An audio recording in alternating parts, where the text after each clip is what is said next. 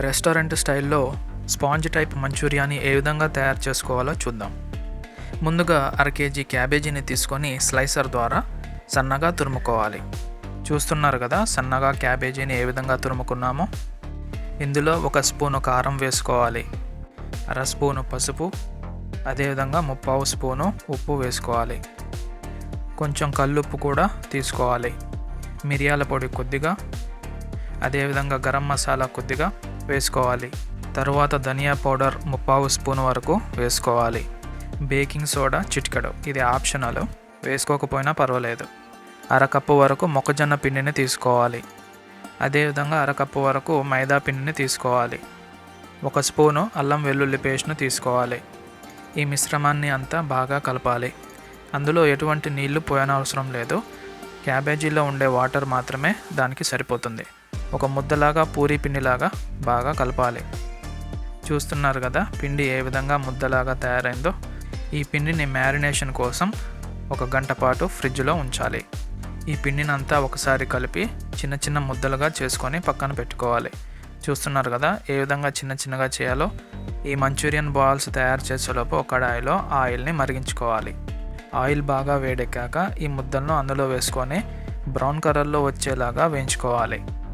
నల్లగా మాడకుండా మీడియం ఫ్లేమ్లో ఉంచి వేయించుకోవాలి. లోపల వరకు బాగా ఉడికేలాగా వేయించుకోవాలి. బాగా వేగిన తర్వాత ఒక బౌల్లోకి పక్కకు తీసుకోవాల్సి ఉంటుంది. చూస్తున్నారు కదా మంచూరియన్ బాల్స్ ఏ విధంగా తయారయ్యాయో. దాని తర్వాత 3 వరకు ఉల్లిగడ్డలు తీసుకొని కట్ చేసుకోవాలి. 2-3 పచ్చిమిరపకాయలు కట్ చేసుకోవాలి. అదేవిధంగా కరివేపాకు మరియు కొత్తిమీరను కడిగి పక్కన పెట్టుకోవాలి. ఒక నాన్ స్టిక్లో కొద్దిగా ఆయిల్ తీసుకొని మరిగిన తర్వాత ఈ ఉల్లిగడ్డలను వేసుకొని బాగా వేయించుకోవాలి. దాని తర్వాత కట్ చేసి పెట్టుకున్నటువంటి పచ్చిమిర్చి, అదేవిధంగా కరివేపాకు వేసుకొని బాగా కలపాలి. ఇవి కొంచెం వేగాక 2 స్పూన్ల వరకు గ్రీన్ చిల్లీ సాస్ వేసుకోవాలి. అదేవిధంగా 2 స్పూన్ల వరకు సోయా సాస్ వేసుకోవాలి. 2 స్పూన్ల వరకు వెనిగర్ను వేసుకోవాలి. 4 స్పూన్ల వరకు టమాటో సాస్ను వేసుకోవాలి. ఈ మిశ్రమాన్ని అంతా బాగా కలపాల్సి ఉంటుంది. ఈ విధంగా కలిపిన తర్వాత 1 గ్లాస్ వాటర్ను తీసుకొని అందులో పోసుకొని మళ్ళీ కలుపుకోవాల్సి ఉంటుంది. చూస్తున్నారు కదా ఏ విధంగా టెక్స్చర్ అనేది తయారైందో. ముందుగా వేయించి పెట్టుకున్నటువంటి మంచూరియన్ బాల్స్ని అందులో వేసుకొని స్లోగా కలపాల్సి ఉంటుంది. సో ఆ బాల్స్ అనేవి విరగకుండా స్లోగా కలుపుకుంటూ ఆ వాటర్ అంతా ఎవాపరేట్ అయ్యేంత వరకు కలుపుతూ ఉండాలి. మీడియం ఫ్లేమ్లోనే ఉంచాలి. ఈ విధంగా వాటర్ అంతా ఎవాపరేట్ అయిన తర్వాత కొత్తిమీరను వేసుకొని స్లోగా కలుపుకోవాలి.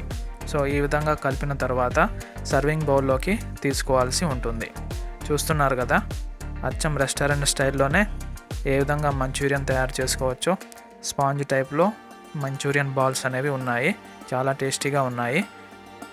ఈ యొక్క రెసిపీ కనుక మీకు నచ్చినట్లయితే లైక్ చేయండి, షేర్ చేయండి, సబ్స్క్రైబ్ చేసుకోండి. Thank you.